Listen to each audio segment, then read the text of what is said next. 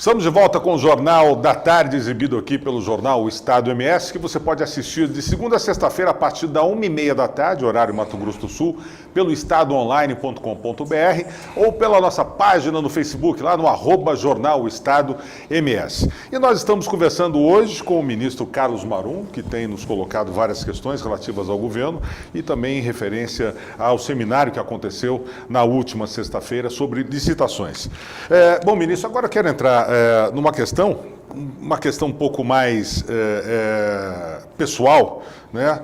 O senhor ainda não se colocou, não se apresentou, já venceu o prazo, como pré-candidato, né? Ou à Câmara Federal, onde o senhor ainda, né, está como deputado federal, como ministro, mas deputado federal licenciado.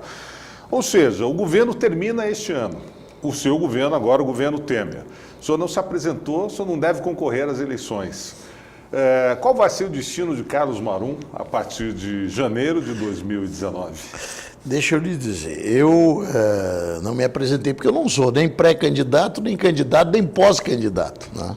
Eu, quando aceitei o convite do presidente Temer para o exercício dessa importante função de ministro-chefe da Secretaria de Governo da República Brasileira, eu assumi o compromisso de seguir com o presidente até o final do seu mandato.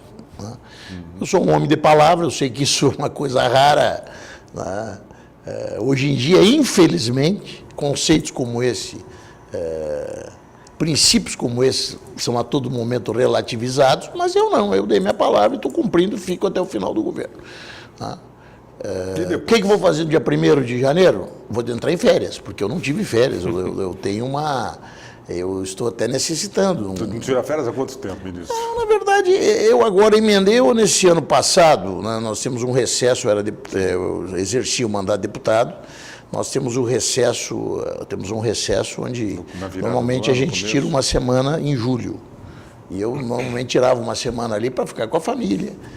Esse ano passado, em 2017, nós nesse momento estávamos naquele embate da denúncia contra o presidente. Daí eu tomei a decisão de não me afastar de Brasília durante aquele tempo e lá fiquei no exercício da minha luta parlamentar pela continuação do governo, pela continuidade do governo. Fomos vitoriosos, mas passou o mês de julho. Então, quando foram gozar merecidas férias, eu fui convidado para ser ministro. Então, eu segui, vou seguir esse ano até o final. Talvez quando comece o recesso parlamentar ali, eu tire até uns diazinhos, porque a gente precisa dar uma... Sim. Quem acha que não precisa dedicar um tempo, está enganado. O ser humano precisa disso. É extremamente necessário. Talvez eu tire, mas quando eu chegar dia 1º de janeiro, eu quero realmente dar uma refletida com a família. Vai ser a primeira vez em muito tempo onde eu vou estar sem mandato, sem o exercício de um mandato, né? Então, meus planos é realmente um descanso, pelo menos no mês de janeiro. Só não sabe o que vai fazer depois. Eu sou engenheiro, sou advogado, né? Tenho condições de sobreviver, sou uma pessoa de hábitos simples, né? Então eu não me vejo com dificuldades de sobrevivência. Se eu conseguir ficar fora, a única dúvida que eu tenho é essa, se eu vou conseguir ficar fora da política. Bom, nós temos aí as eleições, quer dizer, o próximo governo pode também fazer convite. Mas se me convidar para janeiro, se me convidarem para alguma coisa em janeiro, eu vou agradecer. Você, sinceramente, sou franco com você. Tá? Então, se eu conseguir ficar fora da política, se eu conseguir, não em termos de sobrevivência, em termos de realização pessoal, que eu vejo muita gente que tenta se afastar e depois ficar rodeando em volta da política. Se eu conseguir ficar fora... eu já tentei me afastar do jornalismo, mas o jornalismo não se afasta de mim. Não tem jeito. Eu conseguir me afastar, eu tenho já um cabedal de realizações, de serviços prestados à população.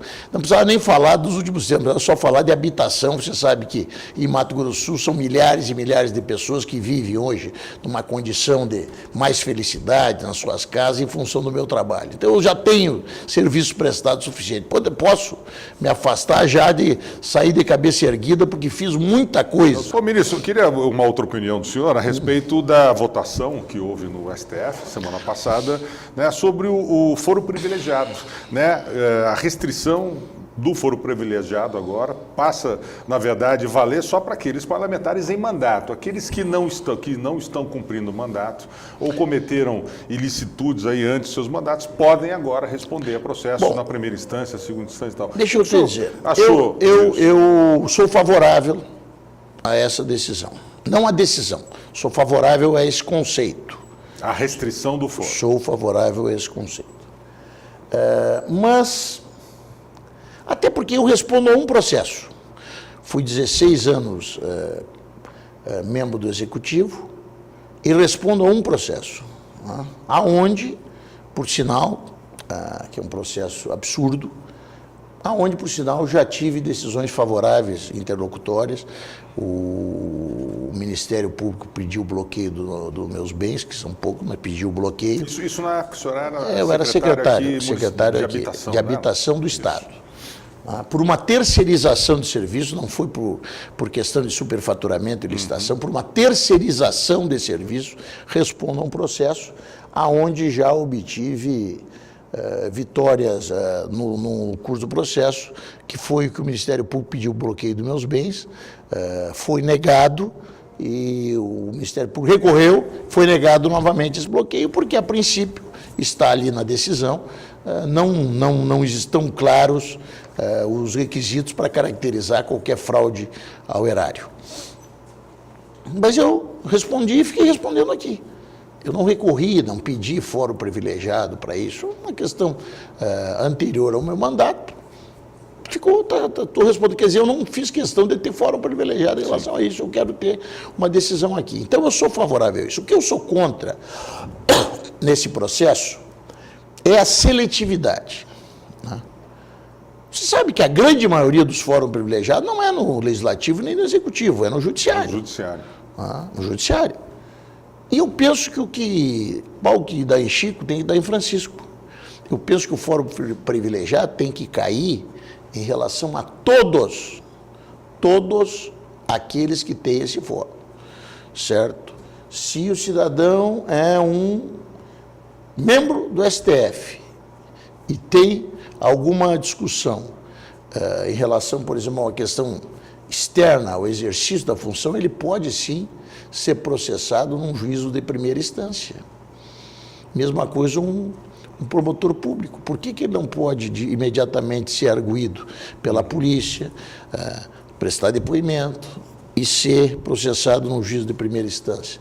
Tem que ser processado lá no Conselho Nacional do Ministério Público, que, vamos e venhamos, é uma casa corporativista. Então, eu acho que tem que valer essa seletividade.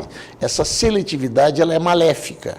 Ela serve para os desinformados baterem palmas, mas não avança no sentido de efetivamente dar um norte, digamos, coerente para essa questão. Por isso, criminaliza os políticos de uma certa forma. Eu sou a favor dessa decisão, desse conceito, mas não da decisão da forma que ela foi tomada. E outra coisa que nós temos que ver também é que a questão da prisão. Você muitas vezes tem decisões no parlamento que depende de 1, 2 votos. Certo? Você veja bem que a questão que nós estamos discutindo aqui na reforma da Previdência foi colocada em votação há um tempo atrás e perdeu por 1 voto. Um voto ainda por engano, o famoso voto do Candir, onde ele se enganou, não sei se você lembra. Lembro. Tentou mudar o voto, mas não conseguiu. Não voto. Tempo mais. Um voto. E nós poderíamos estar vivendo hoje uma outra situação. O Brasil podia hoje ser bem melhor do que é.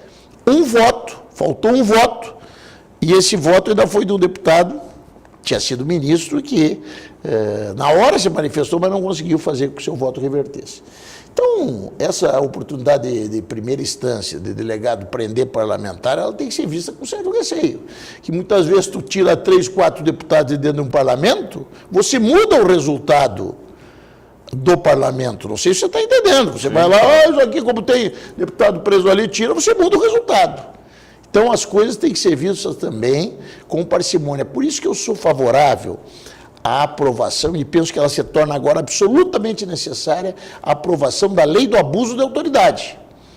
Certo? Para que aqueles que muitas vezes podem querer tomar atitudes com segundas intenções, possam também ser cobrados e julgados e punidos por isso, mesmo que sejam juízes ou promotores.